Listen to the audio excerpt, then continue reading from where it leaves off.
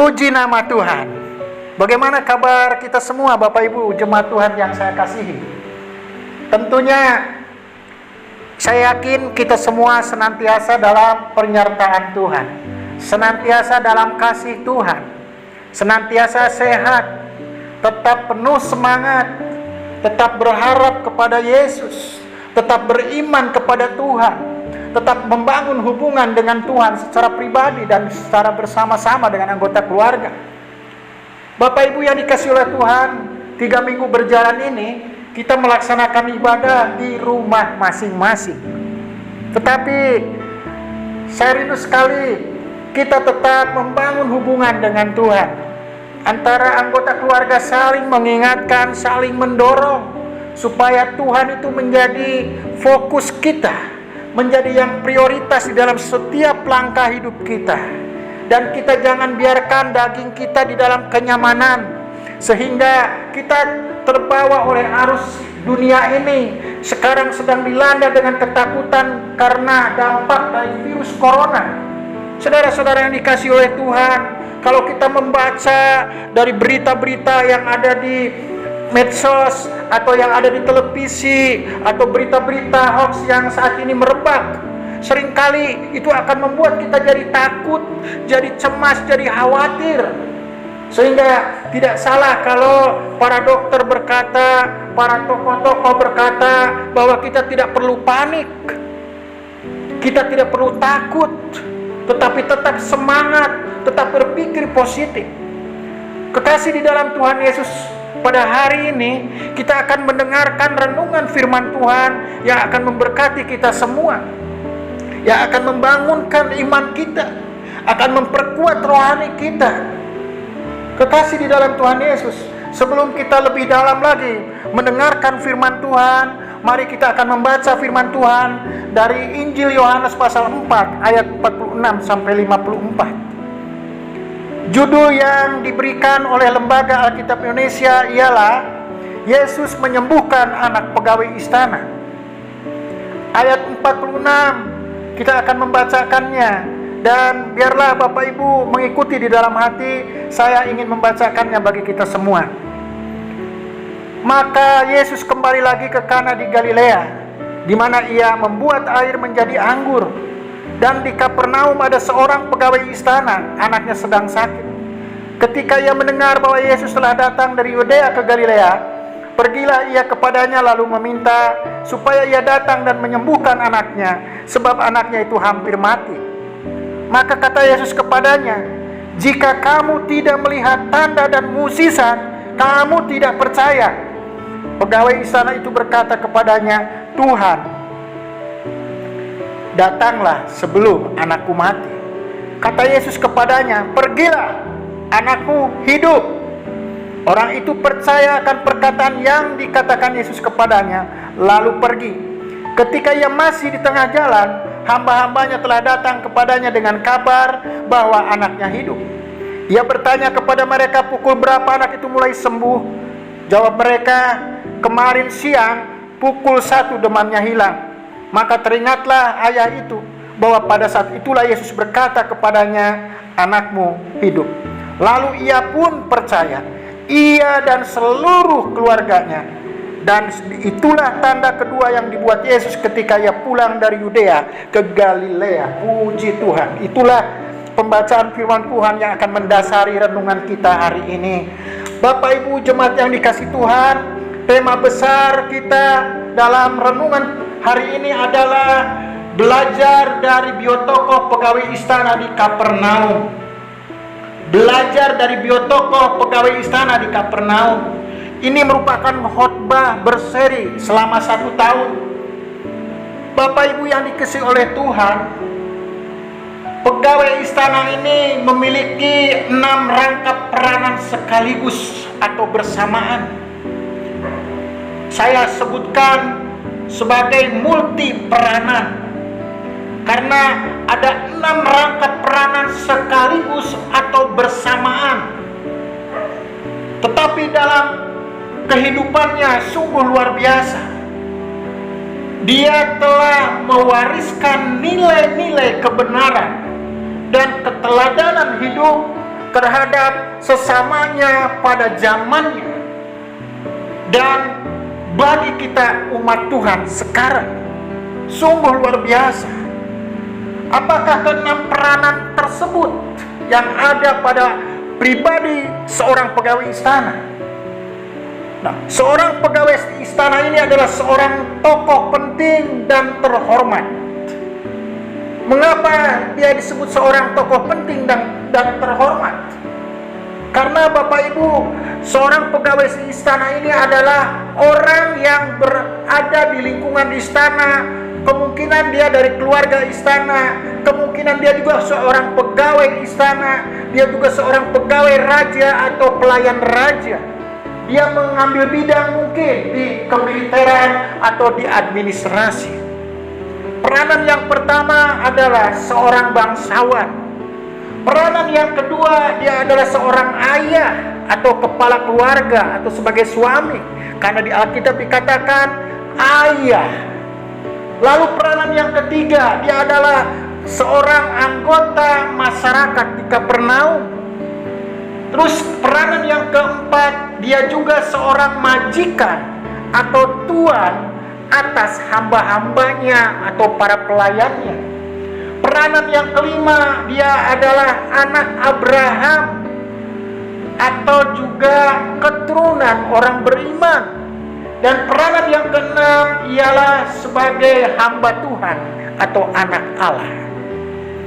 Bapak Ibu jemaat yang dikasihi oleh Tuhan, mengapa kita belajar kepada biotoko seorang pegawai istana di Kapernaum? Mengapa kita harus meniru atau meneladani, mencontoh kehidupannya? Tadi saya sudah sebutkan di awal bahwa dia memiliki 6 peranan yang sungguh di dalam peranannya telah menampakkan sebuah kehidupan yang sungguh luar biasa. Kehidupan yang positif, kehidupan yang membangun, yang baik, yang bermanfaat, yang mempermuliakan nama Tuhan. Kekasih di dalam Tuhan Yesus, renungan hari ini tema kecilnya adalah hidup berdampak.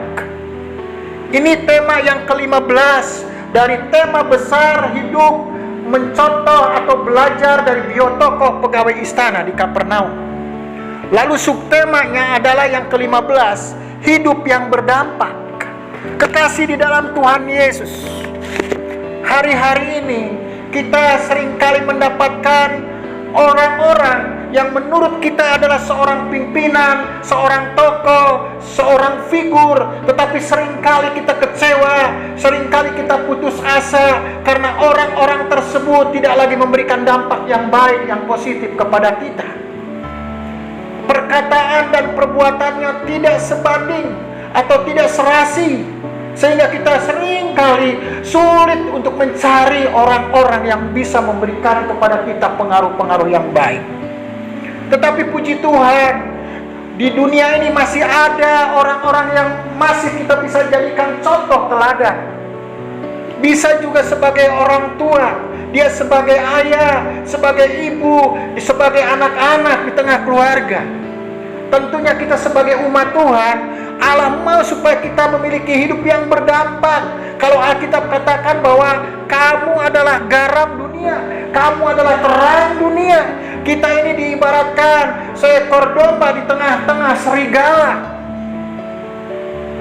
Kekasih di dalam Tuhan Yesus, renungan kita hari ini akan memberkati kita semua asalkan hati kita tertuju kepada firman Allah, memberikan hidupnya supaya Allah berbicara kepada setiap kita.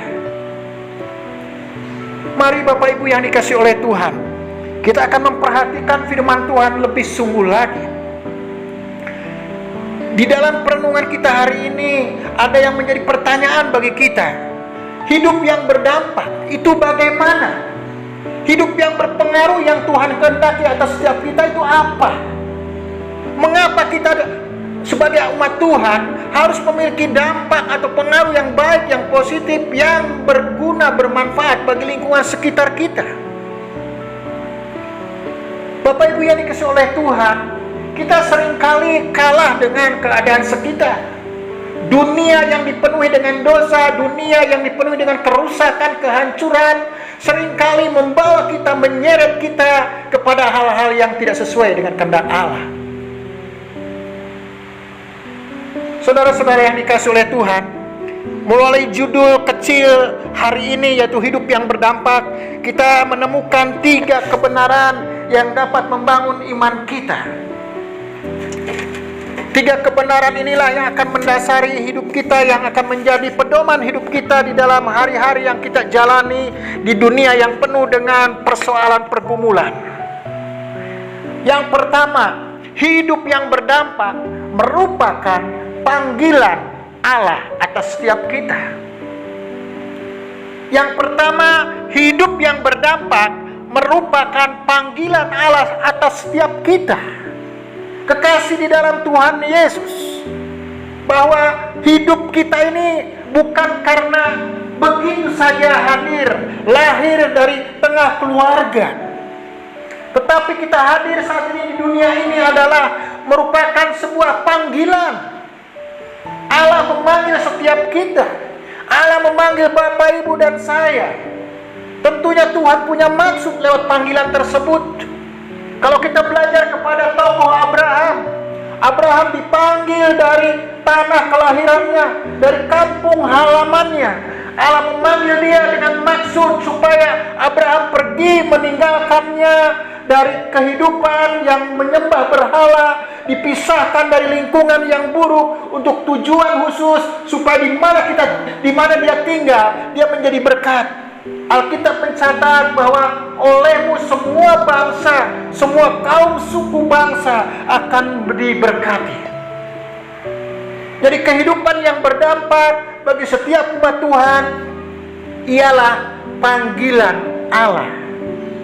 Saudara-saudara yang dikasihi oleh Tuhan, itu harus kita pahami, itu harus kita terima, itu harus kita sambut. Karena kita ini orang-orang yang dipanggil oleh Tuhan. Kita dipanggil dari berbagai tempat, dari berbagai latar belakang yang berbeda, supaya kita hidup menjadi berdampak bagi orang lain. Kita dipanggil di tengah-tengah sekolah kita dipanggil di tengah-tengah kampus kita dipanggil oleh Tuhan di lingkungan pekerjaan kita dipanggil di lingkungan gereja bersama seiman, kita dipanggil di lingkungan masyarakat seperti ini. Ada satu tujuannya, yaitu Allah ingin melalui kehidupan kita menjadi berkat bagi orang lain. Amin. Itulah yang pertama, bahwa Allah memanggil saya dan Bapak Ibu. Kita harus bersyukur, kita harus berterima kasih. Mengapa? Karena Allah memanggil kita supaya kita hidup bersama Tuhan. Kita berjalan di dalam rel firman Tuhan. Kita hidup senantiasa sesuai dengan kemauan Tuhan. Alkitab mencatat di dalam surat Efesus pasal 1 ayat 4. Sebab di dalam Dia Allah telah memilih kita sebelum dunia dijadikan, supaya kita kudus dan tak bercacat di hadapannya. Ayat yang kelima, dalam kasih Ia telah menentukan kita dari semula oleh Yesus Kristus untuk menjadi anak-anaknya sesuai dengan kerelaan kehendak-Nya. Kekasih di dalam Tuhan Yesus, ini firman Tuhan sungguh luar biasa bagi kita semua, bahwa kita telah dipanggil, kita telah dipilih oleh Allah sebelum dilahirkan. Bahkan Alkitab berkata jauh sebelum dunia ada, kita sudah dipanggil Tuhan, kita sudah dipilih Allah. Untuk apa? Supaya kita menjadi berkat, berdampak yang positif sesuai dengan apa yang Tuhan kehendaki. Kekasih di dalam Tuhan Yesus, adalah salah kalau pemahaman kita menjadi orang Kristen supaya kita menjadi orang yang diberkati secara berlimpah-limpah dengan harta kekayaan. Itu bukan tujuan awal Allah memanggil kita. Adalah salah ketika kita menjadi orang Kristen berprinsip saya harus memiliki nama yang terkenal, nama yang tersohor, banyak dikagumi banyak orang, tetapi tidak memiliki dampak positif bagi orang lain. Kita belajar kepada cerita tentang orang kaya yang datang pada Yesus. Dia seorang anak muda tetapi memiliki banyak harta. Dia ketakutan ketika ditantang oleh Yesus untuk menjual seluruh harta kekayaannya supaya dia bisa dipakai oleh Tuhan untuk menjadi berkat bagi orang lain. Kekasih di dalam Tuhan Yesus, kita belajar kepada seorang pegawai istana. Dia sudah menampilkan kehidupan yang luar biasa, berguna, bermanfaat bagi kita, mengingatkan kita bahwa hidup kita ini adalah panggilan. Mari Bapak Ibu Saudara yang dikasihi Tuhan, kita masuk di dalam panggilan Tuhan. Dan Tuhan punya maksud lewat panggilan tersebut supaya kita menjadi berkat. Yang kedua, hidup yang berdampak diawali dengan perubahan pikiran. Hidup berdampak dimulai dengan perubahan pikiran. Kekasih di dalam Tuhan Yesus, segala sesuatu bermula dari pikiran. Sehingga pikiran menguasai dan mengendalikan seluruh kehidupan kita. Jadi Bapak Ibu yang dikasihi oleh Tuhan, pikiran itu memiliki peranan yang sangat besar terhadap kehidupan kita. Pikiran ini sungguh menentukan kehidupan kita. Sehingga kita harus benar-benar dapat mengontrol pikiran kita. Jadi hidup yang berdampak diawali dengan perubahan pikiran. Oleh sebab itu, firman Tuhan mau mengingatkan kepada kita hari ini, mau memperbaiki cara pemahaman kita, mau memperbaharui bagaimana kehidupan kita saat ini. Alkitab berkata dalam Efesus pasal 4 ayat 23, supaya kamu dibaharui di dalam roh dan pikiranmu. Lalu di dalam surat Roma pasal 12 ayat 2, janganlah kamu menjadi serupa dengan dunia ini, tetapi berubahlah oleh pembaharuan budimu. Istilah roh dan pikiran dan budi dalam bahasa Yunani satu kata, yaitu nous, artinya pikiran atau mindset. Nah, pikiran ini perlu dibaharui. Pikiran ini perlu mendapatkan perbaikan. Mengapa? Karena pikiran kita sudah dirasuk dengan dosa, sehingga selalu menampakkan perkataan yang buruk, selalu menampakkan perilaku yang buruk, selalu berkata-kata, berperilaku, dan selalu banyak hal nampak di dalam kehidupan kita, hal-hal yang jahat. Baik yang buruk, baik yang baik, itu berasal dari pikiran yang memang perlu kita kendalikan. Dan untuk mengalami pembaharuan pikiran harus dengan firman Tuhan. Firman Allah dapat memperbaharui pikiran kita. Sehingga firman Tuhan berkata kepada kita bahwa renungkan firman Tuhan siang dan malam. Karena melalui perenungan firman Tuhan, pikiran kita akan terisi dengan firman Allah. Pikiran kita akan dibersihkan oleh firman Allah. Karena Alkitab berkata bahwa memang kamu sudah bersih oleh firman. Disinilah pentingnya saudaraku, bahwa kita semua harus senantiasa rajin, giat membaca dan merenungkan firman Tuhan. Mengizinkan Roh Kudus bekerja di dalam pikiran kita. Sehingga ketika pikiran kita diubah oleh firman Tuhan, maka cara pandang kita, paradigma kita, gaya hidup kita, lifestyle hidup kita akan mengalami perubahan, sehingga akan berdampak kepada orang lain. Orang lain akan melihat perubahan-perubahan yang sangat nyata. Orang lain akan merasakan kehadiran kita, membawa dampak yang bagus, yang menyenangkan, bahkan mempermuliakan nama Tuhan. Sehingga lingkungan pun akan terjadi perubahan yang luar biasa. Amin.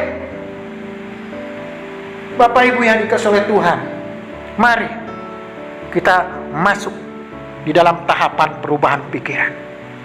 Mungkin di tengah keluarga kita seringkali terjadi perselisihan di antara suami dan istri, di antara orang tua dengan anak. Mungkin di tengah keluarga tidak ada kedamaian, tidak ada sukacita. Mengapa?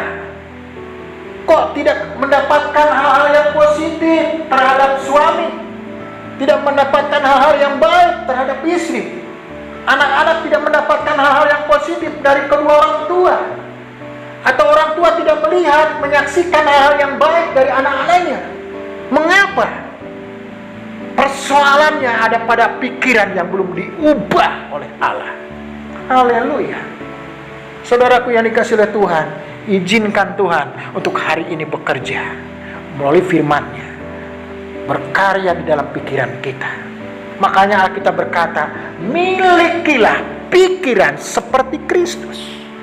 Karena pikiran Kristus adalah pikiran yang sempurna, pikiran yang sungguh kudus suci. Sehingga umat Tuhan, saya Bapak Ibu, terus mengisi pikiran kita dengan firman Tuhan. Kurangi atau atur sebaik mungkin menggunakan handphone. Apa yang kita baca, apa yang kita lihat, apa yang kita dengar, itu akan masuk ke dalam pikiran kita. Sehingga akan menampakkan dalam kata-kata, dalam tindakan, dalam ucapan setiap hidup kita hal-hal yang seperti yang sudah kita dapatkan, apa yang masuk ke dalam pikiran kita. Tetapi ketika hidup kita senantiasa diisi oleh firman Tuhan, maka kehidupan kita akan diubah, karena pikiran sudah dirubah oleh kuasa Allah. Haleluya. Jadi hidup yang berdampak, yang pertama ialah panggilan Allah atas setiap kita. Kita sudah dipanggil Tuhan untuk menjadi alatnya, di mana kita menjadi berkat, saudaraku. Lalu yang kedua, hidup yang berdampak itu diawali dari perubahan pikiran kita. Berawal dari perubahan pikiran atau mindset kita. Saya percaya ketika kita mengalami perubahan pikiran, maka keluarga rumah tangga akan mengalami perubahan. Amin. Setiap kita masing-masing harus mengalami perubahan pikiran, dan itu dikerjakan oleh Allah terus dengan mengisi firman Tuhan. Yang ketiga, kehidupan yang berdampak karena digerakkan oleh kasih Kristus. Saudara-saudara yang dikasihi Tuhan, yang ketiga ini juga tidak kalah pentingnya, yaitu hidup berdampak karena digerakkan oleh kasih Kristus. Yakinkan Bapak Ibu dan saya bahwa kasih Allah telah dicurahkan di dalam kehidupan kita.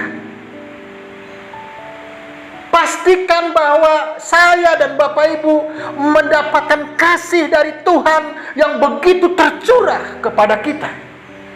Rasul Paulus mencatat itu kepada jemaat di Roma, yaitu di dalam surat Roma pasal 5 ayat 5. Dia menyatakan demikian, kasih Allah telah dicurahkan di dalam hati kita.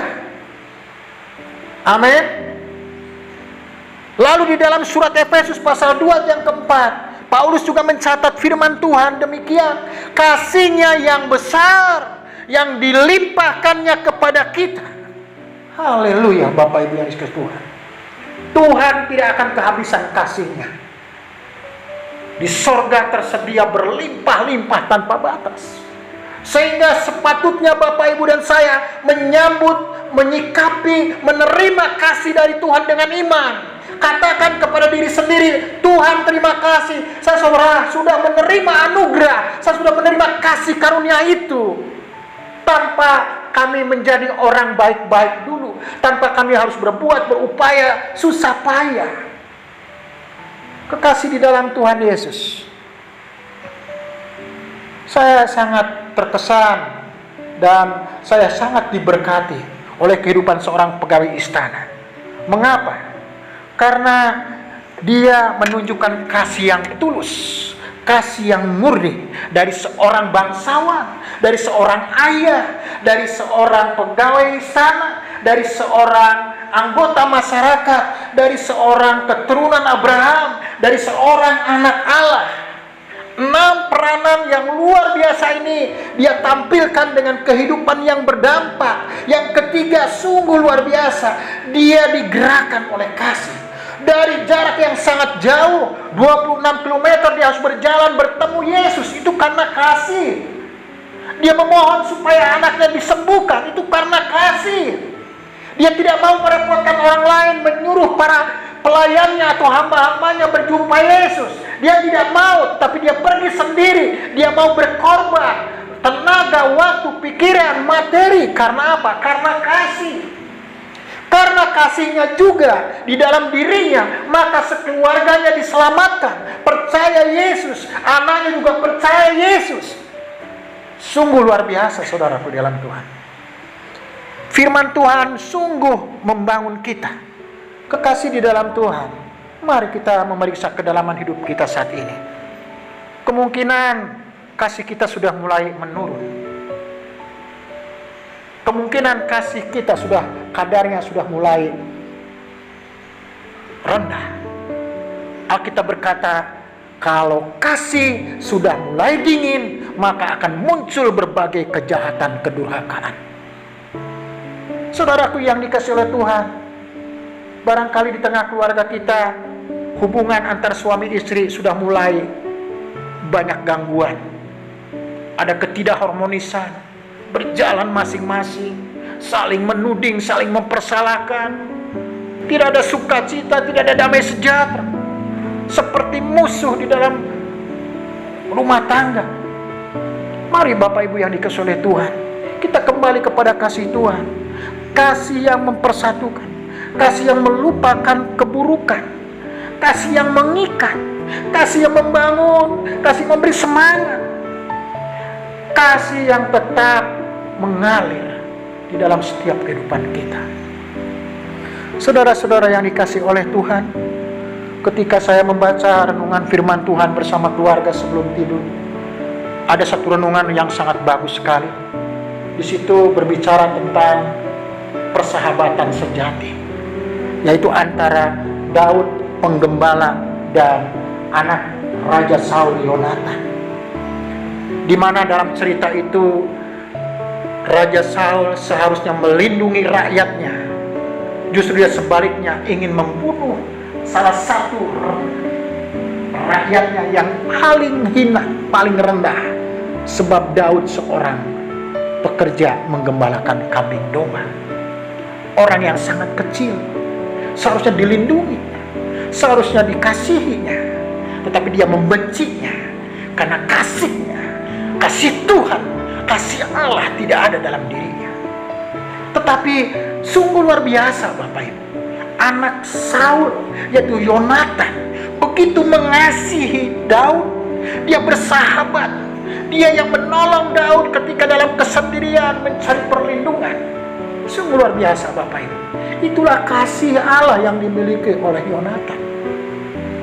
Jemaat yang dikasihi Tuhan, kami sebagai hamba Tuhan senantiasa berdoa, biarlah kehidupan saya, kehidupan Bapak Ibu dimanapun memiliki dampak yang positif, memberi warna yang baik, yang indah, sehingga orang tertarik dengan kekristenan kita, tertarik dengan kehadiran kita. Tuhan menempatkan kita supaya kehidupan kita berdampak. Yang pertama itu adalah panggilan Allah. Saudaraku yang dikasihi Tuhan, hidup yang berdampak yang kedua dimulai dari perubahan pikiran kita oleh firman Tuhan. Hidup yang berdampak yang ketiga ialah karena digerakkan, dimotivasi oleh kasih Allah. Mari jemaat Tuhan, kita datang kepada Tuhan lebih sungguh lagi. Jangan sampai situasi keadaan ini membuat kita nyaman, daging kita dibuat nyaman, kita makin jauh dari hadirat Tuhan. Tetapi sebaliknya kita semakin kuat, semakin terus-menerus membangun hubungan dengan Tuhan secara pribadi, dengan Allah, terus bangun keintiman. Intimasi kita dengan Allah, disitulah bobot kita, kualitas hidup kita, nilai kita sebagai umat percaya. Haleluya. Bapak Ibu yang dikasihi oleh Tuhan, kita doakan supaya virus corona ini cepat berlalu dari setiap kita. Kita yakinkan bahwa Tuhan pasti akan menghindarkan kita. Tuhan pasti akan menolong setiap kita. Tetapi jangan lupa Bapak Ibu, jagalah hidup sehat, gaya hidup sehat, pola hidup sehat. Ikuti aturan-aturan yang baik, yang bagus. Kalau itu tidak perlu dimakan dan itu akan berbahaya, tidak perlu dimakan. Kalau itu tidak perlu dilihat karena akan merusak hidup kita, tidak perlu dilihat. Kalau itu merusak karena lewat bacaan bisa merusak, maka tidak perlu dibaca. Tapi firman Tuhanlah yang harus kita menjadi pedoman hidup kita. Haleluya. Mari Bapak Ibu, kita akan berdoa untuk firman Tuhan. Terima kasih Bapa di surga atas firman-Mu. Kami percaya Tuhan, kehidupan kami adalah dalam tangan Tuhan. Kami minta perlindungan Tuhan siang dan malam. Kami tetap melangkah bersama Tuhan, ada dalam sukacita damai sejahtera. Terima kasih Bapa di surga, terima kasih untuk firman-Mu. Roh Kudus memateraikan firman di dalam kehidupan kami. Haleluya. Amin.